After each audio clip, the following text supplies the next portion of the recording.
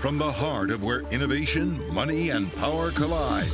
In Silicon Valley and beyond, this is Bloomberg Technology with Emily Chang.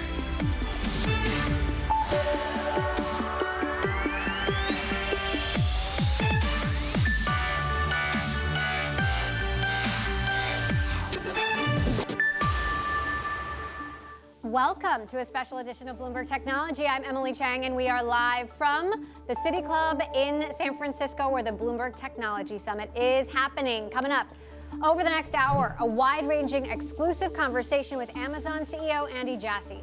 His thoughts about the economy, unions, and regulation, plus how his relationship with Jeff Bezos has evolved since he got the top job.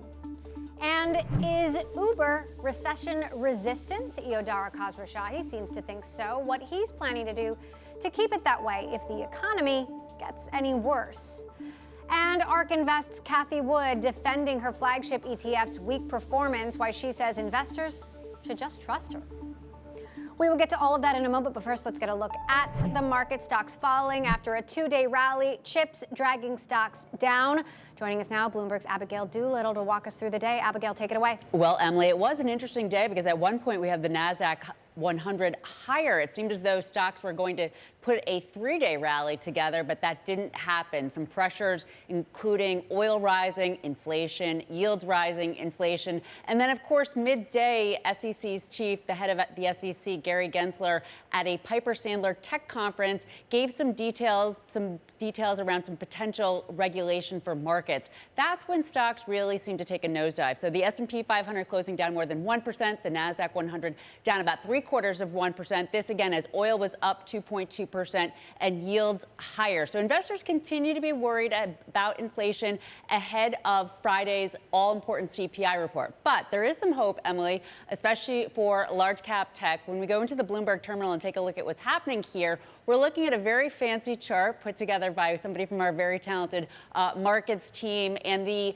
NASDAQ 100, which is shown here in white, you can see a downtrend, all the volatility this year. In yellow, we're looking at the number of the NASDAQ 100 members above the 50-day moving average. It's slowly but surely creeping higher, right now at about 37%.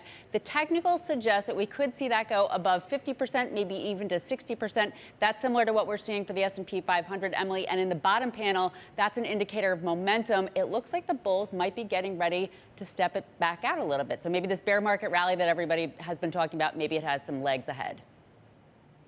Okay, so maybe a down day, but is there reason for hope for big tech stocks based on that chart? Yeah, definitely. I think that there is. And, you know, it's so interesting because when I think of big tech, I think of Facebook.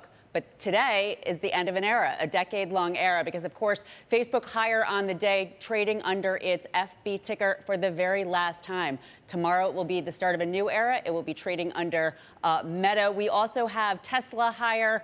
This as, of course, Cathie Wood is saying that she is buying the shares of Tesla after quite a period of a break. Intel, on the other hand, lower. Citigroup cut shares.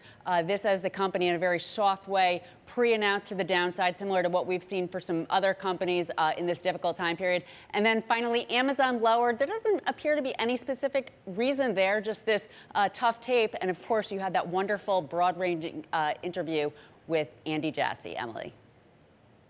Thank you, Abigail. Let's get to that now. I did sit down for an exclusive and wide-ranging interview with Amazon CEO Andy Jassy. We spoke about everything from the economy to unions to the role of Jeff Bezos at the company today. But first, I asked about Dave Clark, who spent more than 2 decades climbing the ranks at Amazon to become its consumer chief. He resigned abruptly last week and just announced he's joining the logistics software startup Flexport. Here's what Jassy had to say about his departure. Different people want to do different jobs with different responsibilities at different times, and it's incredibly personal. And I think Dave wanted a different gig at this point, and I don't begrudge him at all. I mean, Dave has added so much to Amazon over the last 23 years, and particularly over the last 2.5 years, which have been among the most crazy in the history of Amazon. And I think that if you want to build a business that lasts 100+ years, and that lasts all of us, you have to get used to these sort of transitions and make sure that you're doing the right succession planning and you've got the right talent to keep building the business. And we've done that historically, and I expect we'll do it again. Elon Musk just came out saying he has a super bad feeling about the economy. Tesla laying off 10% of his staff. Jamie Dimon says he's preparing for an economic hurricane. The World Bank just slashed its forecast for global growth. How do you feel about the economic climate? Well, I wasn't planning on giving any guidance today. Please. But super bad or super bad? I think there's some things as it relates to Amazon that are useful to remember. I think the first piece is, remember that 85% of the worldwide retail market segment share is offline. And if you believe that that equation is going to flip at some point, which we do, I think it will flip over a long period of time. But if you believe that, the companies that have great customer experiences like we do, I think are gonna do all right. And and great customer experiences mean you have really broad selection, low prices, and very fast delivery that's reliable to customers. I also think that if you look at different downturns, should we have one at some point? And we've been through a few, obviously, in the 25 years that I've been at Amazon. Customers change their habits. They tend to be pickier about what they buy and when they buy and who they buy from. And they often pick the partners and the companies that they trust, and that have great customer experiences, like the dimensions I mentioned earlier. And so, I also think there's, those two reasons, those two factors give me some optimism that even if we have a downturn, that we have the potential to still grow. I would say that regardless, though, we have so many things that we believe we can do better for customers. We have a roadmap that's, probably 3 to 5 years long, and we're going to continue to invent. We're going to continue to be insurgent, and we have a lot of work to do to get to where we think we ultimately can get for customers. Everyone's very curious about Jeff's role these days, what kind of executive chair he really is. He said when he left that he'd focus his attention and energies on initiatives that he really cares about at Amazon, but from the outside, it looks like he's really focusing on philanthropy. He's focusing on space. What kind of an executive chairman is he? Well, Jeff is always going to be involved, and he has, I feel very lucky to have been at Amazon for 25 years. I feel very lucky to have worked directly for Jeff for 20 of them. And we have a really close relationship and have for a long time, and I think we share a lot of the same values about customers and how important it is to optimize for customers and how high standards they need to be, given how easy it is for people to switch and the importance of invention and speed. And so, I just feel very lucky to have had the chance to work so closely with him. We still talk all the time. It's very useful for me to be able to seek his counsel. He did the job for so long, and he's always made himself available. So is your relation, he was your only boss for 25 years, right? 20. Is your relationship fundamentally different than it was when you were the head of Yeah, AWS? of course. Every single job you have, the relationship's different. Remember the first couple of years I worked for Jeff, I worked as what we call his shadow then, which is really like a chief of staff. And that was different than when I was starting AWS, which was different from when we got AWS going, and it was a business that was starting to do well. And it's different when I'm in the CEO role. But the constant has always been that we have a great relationship and we collaborate really well. And I think that we listen to one another. And again, for me, to have the ability to bounce different things off of him and seek his counsel is very valuable. And he's still focused on Amazon? Yeah, he still is focused on Amazon, yeah. Amazon is poised to become the biggest private sector employer in the world. Second only, right now Walmart is in that spot, but Amazon will probably soon surpass it. First vote to unionize at an Amazon warehouse. I know you've been spending a lot of time at warehouses. When you look at someone like Chris Smalls, who I think some people look at as this modern day hero who got fired, pulled off this union vote, what's your message to someone like him? Your message to the folks who think maybe we should join a union?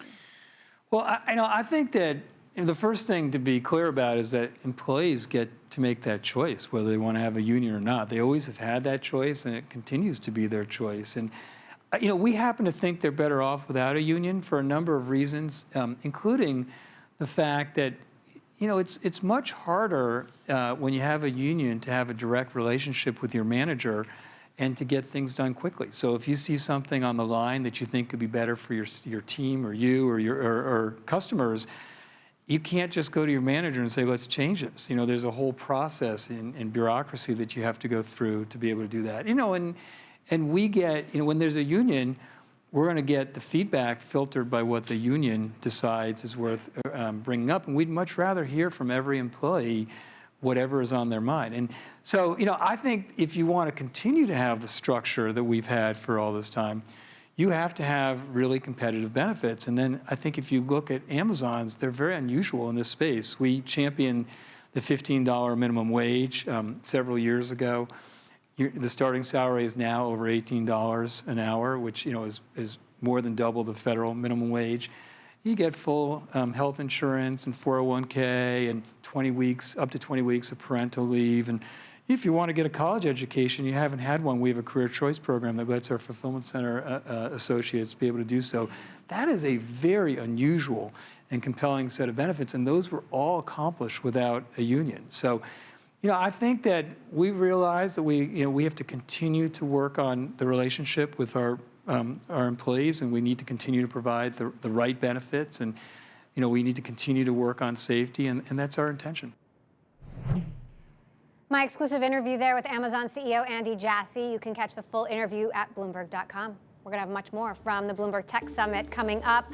Jet fuel, price hikes, flight cancellations. What does it all mean for summer travel? Well, Expedia CEO Peter Kern has traveled here. He will join me next. This is Bloomberg.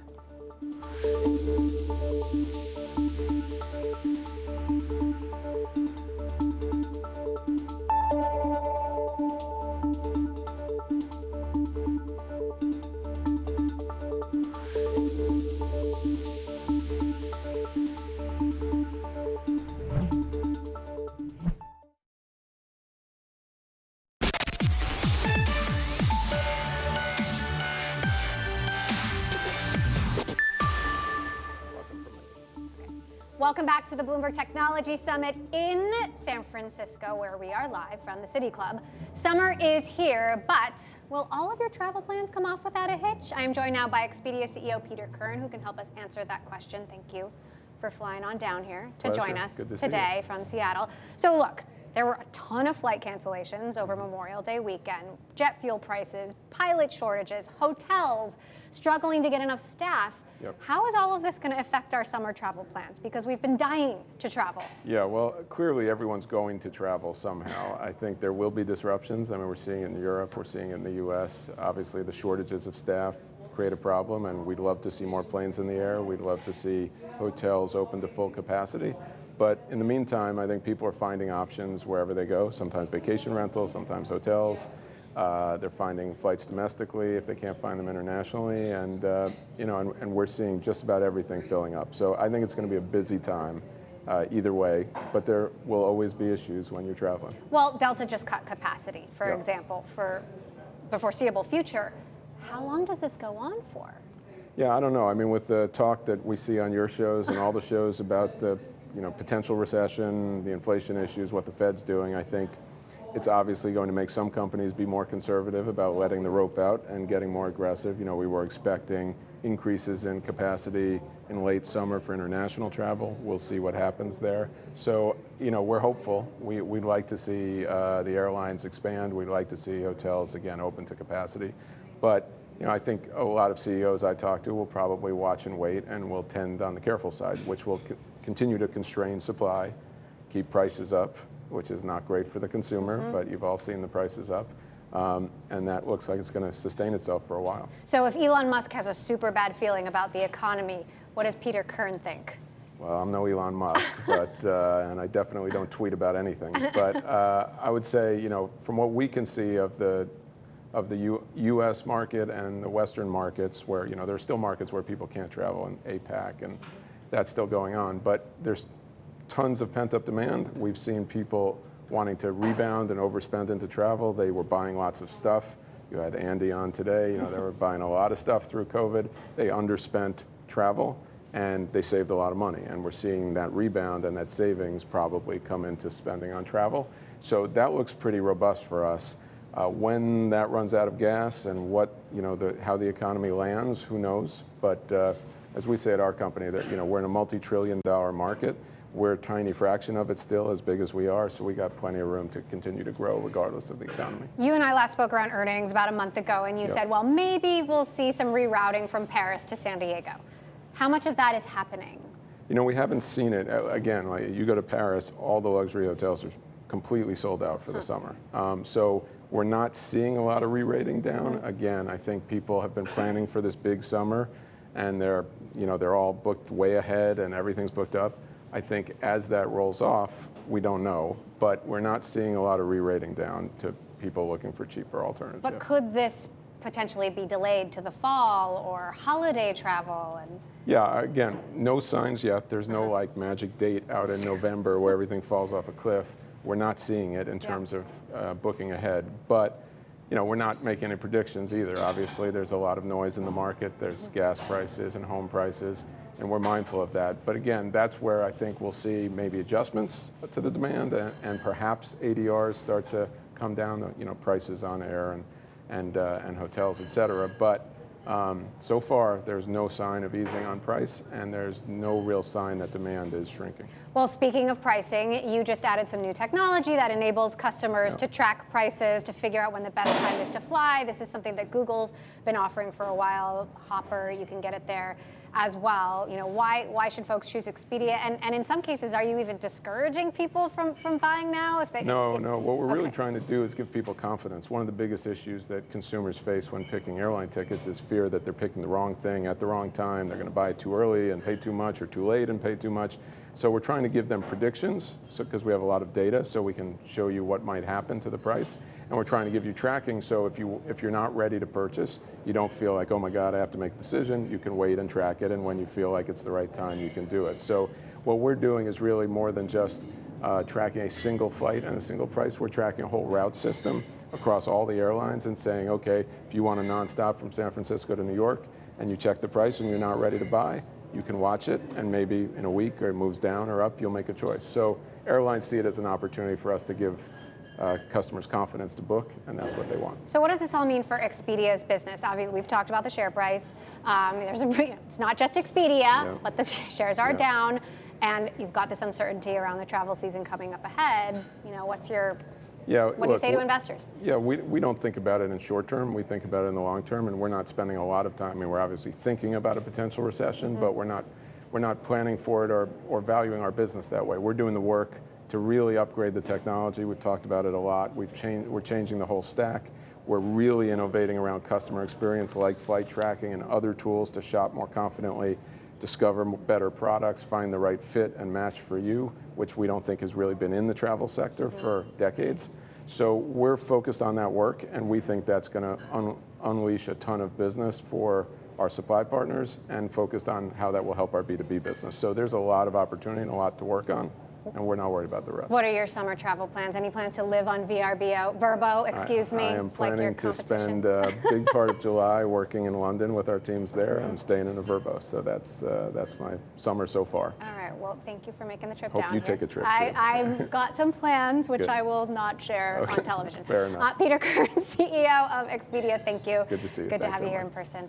All right, coming up, our exclusive with Cathie Wood, CEO of Ark Investment Management, how she's explaining the big drop in her fund's assets next. This is Bloomberg. We're looking at the Bloomberg Technology Summit live now.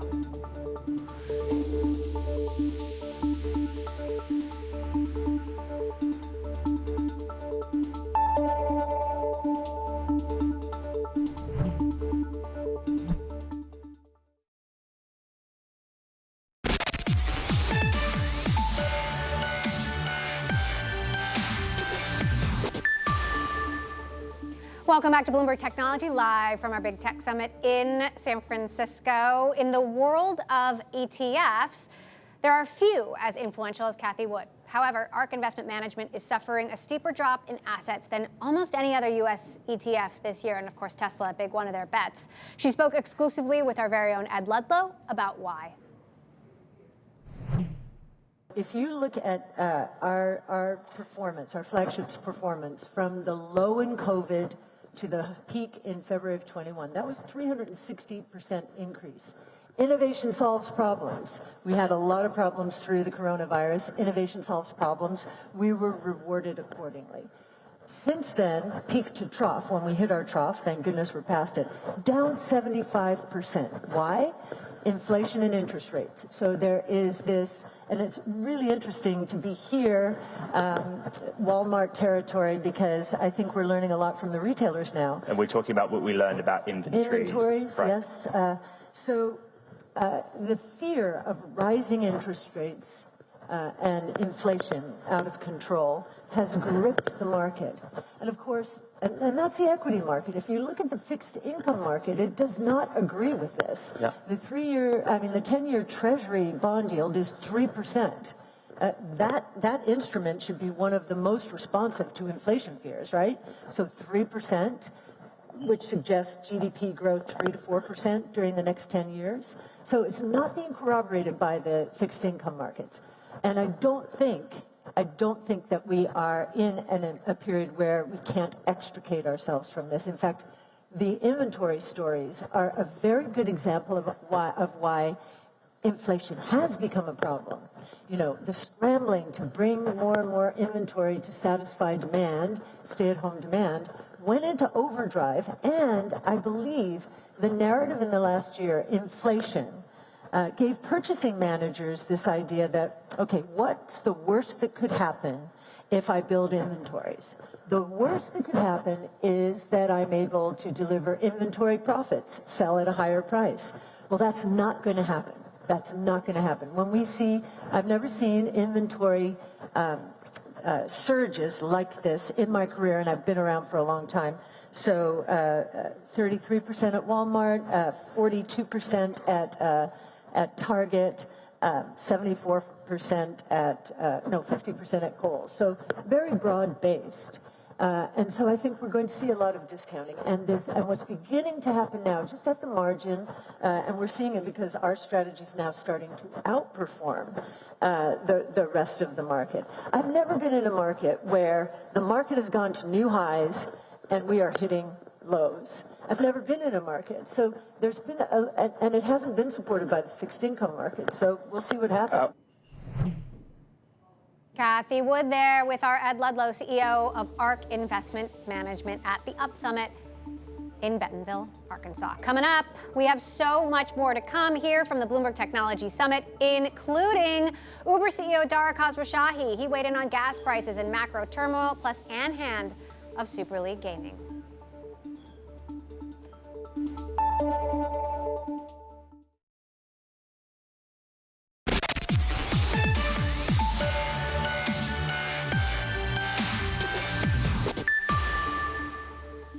Welcome back to a special edition of Bloomberg Technology. I'm Emily Chang at the City Club of San Francisco for our Bloomberg Technology Summit, where we've had a host of special guests, including Uber CEO Dara Khosrowshahi, who spoke exclusively to my colleague Brad Stone about the current economic climate and how it could impact Uber's business. Take a listen.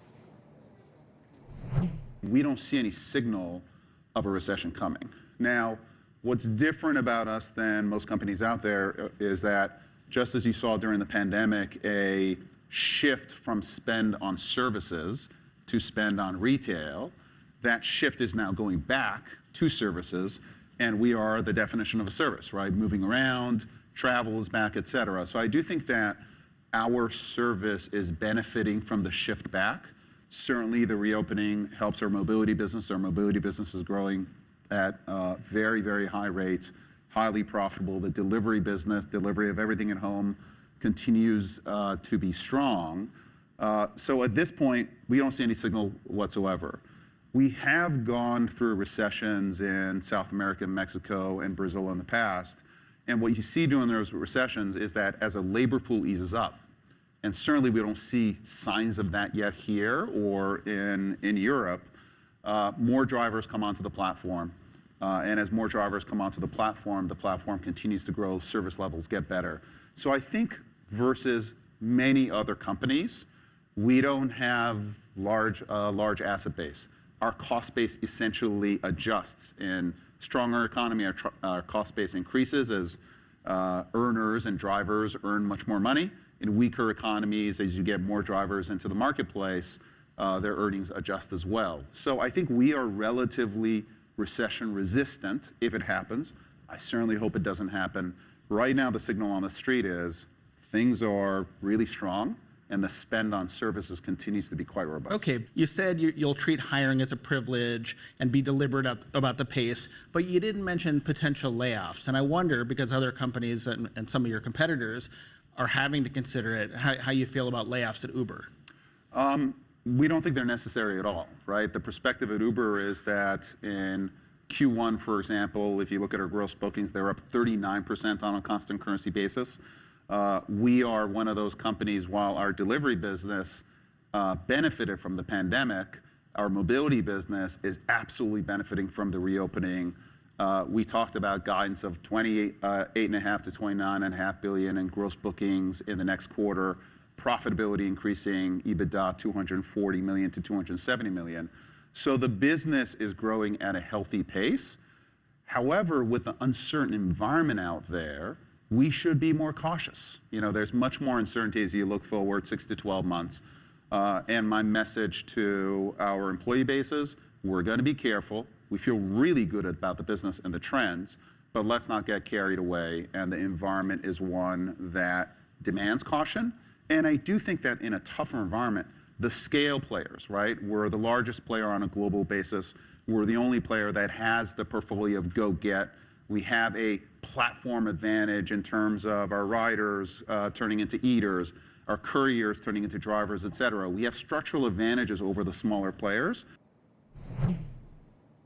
You can catch the full interview with Dara Khosrowshahi, CEO of Uber, at Bloomberg.com. Now, turning to the gaming world and the so-called metaverse. In a Twitter poll conducted at our summit, we asked, what will the metaverse have the most drastic impact on? The overwhelming majority said gaming. Joining me now, Ann Hand. She's the CEO and chairwoman of Super League Gaming. Good to see you here in person. Thank you for coming. Nice to see you. So you said something interesting on stage, which is that you don't like to use the term metaverse. Why is that? There's a little backlash right now because a lot of people are wondering about this bigger metaverse play that we're really probably 5 to 10 years away from. But metaverse games, or open world platform games as we call them, have been around for over a decade. Games like Minecraft. Games where they give you a set of tools and you make the game yourself and you invite friends in, and so it has creation, collaboration, and most of all, it's social. It's really a digital cul-de-sac, and so we focus a lot on how we bring brands into metaverse experiences to reach those Gen Z players. And I do think the good news is gaming is then the Trojan horse for the greater metaverse because it's existed for some time and it's a very successful platform. But you don't see it until 5 to 10 years out. I think the big meta is a ways off. It's kind of like the internet in 1995, right? New wild terrain. The difference about the metaverse, though, for gaming is that it's so social, it's so community-based. And so what's exciting in some ways is the internet failed us in many ways, right? Especially the ad model for the internet. It became a nuisance, it became disruptive, it didn't fully deliver because it interrupted the user's experience. And what we focus on at Super League is ways to bring brands in that's really engaging and immersive and allows brands to reach this very elusive audience, but meet them right where they are in games and enhance those experiences for them. The big meta, I like that. I might start using that, the big meta. Okay, so in the big meta, how much is our real world self separate from our digital self? Like, are we gonna lose track of where we are, who we are? It's a really good question. I mean, on one hand, you can always worry about some of the security concerns and the blurring of those lines. But when I think about the younger generation, and we talk to them, and we talk to their parents, I actually feel that there's more positives than negatives. First of all, Gen Z does not see a difference between their digital and physical life. It's just their life. And they do want their digital selves and their physical selves to align to the same values and interests. And this is the way I look at it. I talked about it a little bit earlier in the summit today.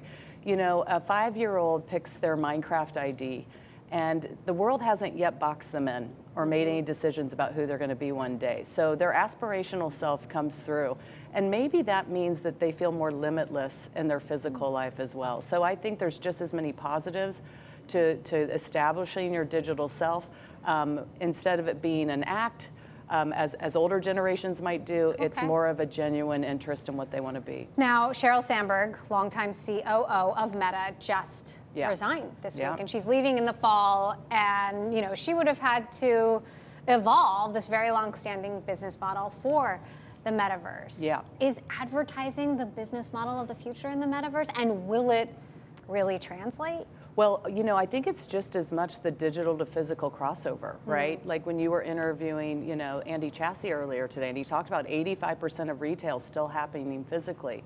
Imagine if a brand can get to a young person in the metaverse, engage with them, either because they're an existing customer or because they're a new customer, and then the ways you can create crossover. So I think it's actually more than anything an acquisition and retention channel. So are you saying maybe I would make fewer bad online purchases because in the metaverse, maybe I'd get to try stuff on before I buy it? There will certainly be a game for that where you can try on all of your fashion and have your friends react, right? And get real-time feedback. But, think about things like if you have a gaming avatar and right now you buy for that avatar, say, a pair of Nike shoes, or a Gucci cape, your propensity now to want to bring that brand into your physical life is much higher.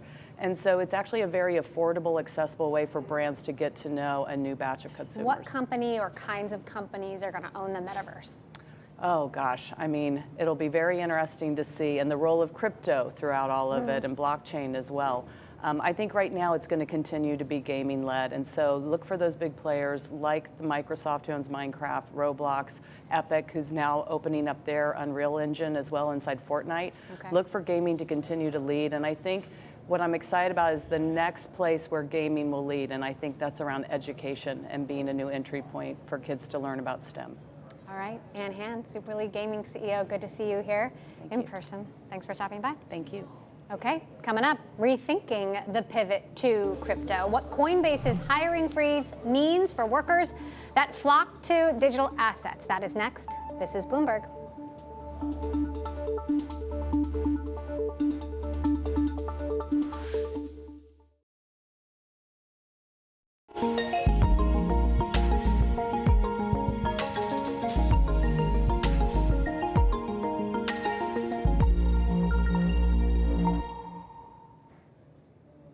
Welcome back to Bloomberg Technology, live from our flagship technology summit. As crypto, we're talking crypto now, became more of a hot commodity, workers rushed to careers in digital assets. But with Coinbase announcing a hiring freeze and crypto markets roiling, some young employees are rethinking that pivot. Joining us now, Michelle Baye, partner at Sequoia Capital. Michelle, good to see you here in person. Yes, thank you for having me. Okay, so let's talk about what's happening in crypto. Coinbase's hiring freeze. It certainly doesn't look good. What's happening in the industry right now? Yes, so the thing to remember about crypto is there are always ups and downs. It's a very volatile sector, especially before we get a better regulatory framework in place. But Sequoia has been investing for 50 years in a lot of market cycles and is no stranger to the cycles in crypto. So the thing to remember is, founders in the space expect ups and downs, and every company is different. So I work very closely with FTX. Sequoia is a proud partner there, and they are not doing a hiring freeze. They are, well capitalized and ready to take advantage of this period. So there's a huge range in the way companies are reacting to the downturn in asset prices, and long term, we are still very optimistic that the best companies will actually extend their advantage and come out even stronger. So would you say that in the case of Coinbase, then there was a mistake in execution? They grew too fast? I think this is a big public company now. Yeah, I think less big than it was. Yes, many public company CEOs, Sequoia works with companies seed through public. So many public company CEOs have had to deal with their stock price changing and a market that valued growth pivoting to one that valued profitability. So this is a change many people are going through. I think the important thing to remember, though, is that crypto is very diverse, and so there are a lot of companies very well positioned who are not struggling to make quite an impact in the future. So, and obviously Sequoia has a huge portfolio, and you've got workers moving between companies all the time. Do you see employees rethinking, oh, should I go to a crypto company, or maybe I should stay at Apple or Google for a little while longer? Yeah, we see actually quite a valuable market in the talent market for startups. So we think one positive of this period for the startups that play their cards right is that they'll actually be able to hire talent they probably wouldn't have been able to before. And so in many ways, this loosening in the talent market could be very beneficial for those leading companies to stack their staff and their teams with top talent from these companies. So we're pretty optimistic, actually, that those companies will be able to succeed, even if there's some near-term shift happening. So if Sequoia could send that RIP Good Times memo now, like at this moment, what would the headline be? I think we gathered our founders earlier this year to talk about how to deal with this downturn and how to plan for it. And the key message was adapting to endure. So what we've learned through so many cycles is that, focusing on R&D and extending your product advantage is one of the most important things you can do during this time. And so really capitalizing on this to put yourself ahead of your competitors while also potentially trimming in other areas depending on how you've been running your business are the most important thing. And so we think the best companies can come out stronger, but they have to survive long enough to have that chance. So where is Sequoia placing its crypto bets now? Where do you see the most opportunities for growth? Very similar areas. So our conviction is very unrattled by this. Honestly, it's really the same. On a 10-year horizon, we're hoping that crypto can grow from the millions of users into the billions. And for that to happen, we're investing in a broad number of areas, from infrastructure to financial applications to internet applications that are based on blockchains. And so we're very excited, especially about the infrastructure and developer tools that we're seeing that will help more companies be able to build more resilient, safe, and more secure applications. All right, so does it matter if Bitcoin gets back to 60 in your view, or the price doesn't matter? Long term, we're not investing for the prices of the assets. We're investing behind the founders and the companies. So FTX, for instance, that we work with is a great example. They're building an exchange that we think could be a really amazing product for crypto derivatives markets. And so whether the price goes up or down, people are still trading. And that's a founder, it's a perfect example of what we look for, with an incredible founder, a great market opportunity. And so the price doesn't matter as much. It's really the long-term business that we're excited about. Okay. Michelle Baye, partner at Sequoia, great to have you. Thank you for sharing your view of the future. Thanks so much. All right, coming up, well, it was once a bitter rivalry, but now Waymo and Uber are teaming up. We talked to Uber's CEO about that earlier at the summit, but what does Waymo's CEO think? She will join me next. This is Bloomberg.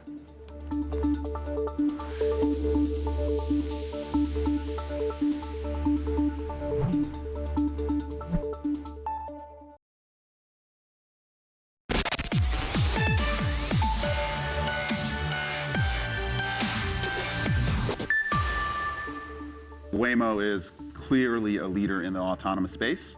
And this is actually a pretty deep partnership with Waymo, where we now have, we're going to have access to billions of miles driven as it relates to their autonomous driver.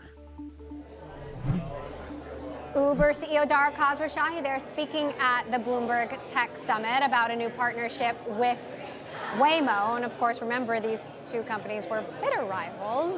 So how did it happen? I'm joined now by Waymo co-CEO Takidra Mawakana. Takidra, great to have you with us. I know you just ran from the stage, so let's talk about how the partnership is going to work. Yes. In the future, does this mean Waymo trucks on Uber's network? Yes, so Waymo will partner with carriers and shippers, and they will have trucks with the Waymo driver on them. Our 5th generation driver is what we're using right now in Daimler trucks. And then those trucks, shippers and carriers, will have the opportunity to opt in to the Uber Freight network. And, paint the vision for us. Yeah. These are trucks that are taking anything you can imagine, crisscrossing the country, the world. Exactly, long haul trucking. So massive long haul truck across, say, Tucson, Arizona to Houston, or Dallas to Houston. Major shipment of goods across the country. And the reason this is so important is we've reserved the capacity for billions of miles on this network because we believe, as two companies, that we can improve the efficiency of how goods move. So Uber and Waymo, long ago rivals that date all the way back to Travis Kalanick, the co-founder of Uber, and Anthony Lewandowski, co-founder of Google Car. How did you get past a really long and drawn-out lawsuit? I'm really happy to say that the Waymo Via team and the Uber Freight team have focused on what we actually are here for, right? Which is improving road safety, improving this long-haul trucking and logistics opportunity. Yeah. And Dara and I have, from the beginning, had a really good sort of upfront, direct relationship, which I appreciate. So let's talk about how far Waymo has come, because I rode in the Google car in 2011, and just a couple of days ago, my colleague Tom Giles rode in the Waymo of today. How much has that experience changed in 11 years? This is 2011. Yeah. That's today. Yeah, this is today. So today we have the 5th generation Waymo driver, which is what you see on the all-electric I-Pace. Here in San Francisco, we have employees who are taking rider-only, which means no human behind the wheel, rides, and we have members of the San Francisco community taking also taking rides as trusted testers. In addition, we've announced that we are expanding to downtown Phoenix, where the same vehicle's there, and our employees are taking rides. And we've also started having employees take rides to and from the Phoenix airport, which is really exciting because it's the first time that any autonomous vehicle company is figuring out how to navigate an airport. So, and I know I ask you this every time we talk, but I guess the real question is, when can I, in a major city, open an app and hail a Waymo? So, right now you can, in the Phoenix metro area. Right, and you're doing limited testing in San Francisco, but when does this become more available? Yes. Available. So I think what we're really focused on is, what does it take to go from one city to now 3 geos, one platform to now across multiple platforms. And that's what we've been able to do. One of the things we've learned in doing that is it's operating a service that's actually the learning curve, right? Yeah. You've got to learn how to not just make sure the technology works and is safe, but how do you delight the riders? What does that experience look like? And so one of the areas that we've found wonderfully delightful is when people are using ride hailing and there's no driver in the car, or no human driver in the car, the Waymo driver only, they immediately start casting their music, right? Those kinds of features are what allow people to come back and feel like this is their third space. So the question you're asking is, what's your roadmap? And I'm not telling you that, but what I am telling you is we're spending time learning a lot. And in Phoenix metro area, our service has been up and going almost 2 years now, 24 hours a day, 7 days a week, and those riders continue to make it a valued part of their lives. So what's going to differentiate a Waymo from a self-driving Tesla, from a Zoox, from, there are a bunch of different companies, Aurora now working on self-driving technology. Yeah, I think you'll have to see what those companies are really focused on, that really important first step, which is getting to removing the driver. Yeah. As we all remove the driver, and we've done that now a couple of years ago, then you figure out what your value proposition differentiation is going to be. I have no idea what theirs is going to be. I just know what ours is. How about regulators? How much progress do you really think you're making on getting regulators comfortable with the safety of this? So the safety is really the focus of the federal government. And so right now it's largely a permissive framework where companies have the opportunity to submit a safety report. There hasn't been a lot of detailed movement at the federal level. The state level, there has been, and our teams work with all levels of government. At the state level, as we're even seeing here in California, the states, both legislators and regulators, are trying to figure out how best to advance this technology while doing so safely. How often do you get to ride? I love to ride. So when I go to Phoenix, every time any family member says they're going to be there, any friend, I try to go and take a ride. And then, of course, now that it's right here in San Francisco, I do rides often. And are you taking notes and sending them back to the team? Of course. Here's what we need to change. Yes. All right. So let's say 5 years. Where's 5 years out? Where's Waymo in 5 years? In a lot of cities. How many? 10, I don't know. 12? I don't know. In a lot of cities, and also, we have ride hailing. We also have the Class 8 trucks, so our trucks will be on roads, moving goods safely. And then we have local delivery. And so, your meals, your groceries are hopefully coming to your house in a Waymo too. Is this going to go global? Definitely, we're focused on. Is there a market that is more exciting than another internationally? There are a lot of really exciting international markets. Right, because the question is, how does this scale, right? Yeah, I think that's right. And we're in the early days of focusing on that right now. Scale, and operating across 3 geos and 2 platforms is the beginning of learning what you have to do, all the rails that have to be laid in order to do that. Takidra Mawakana, co-CEO of Waymo, great to have you here in person. Thank you so much. I need my ride. It's been 11 years. I'm coming to you for that. Yes. Okay. And that does it for a special edition of Bloomberg Technology at the City Club in San Francisco. We've had some fascinating conversations, amazing guests, Amazon CEO Andy Jassy, Uber's Dara Khosrowshahi, Michael Miebach, the CEO of MasterCard. You can catch all of that at Bloomberg.com. And we've got a great show lined up for you tomorrow. Ariana Huffington will be with us and George Kurtz. This is Bloomberg.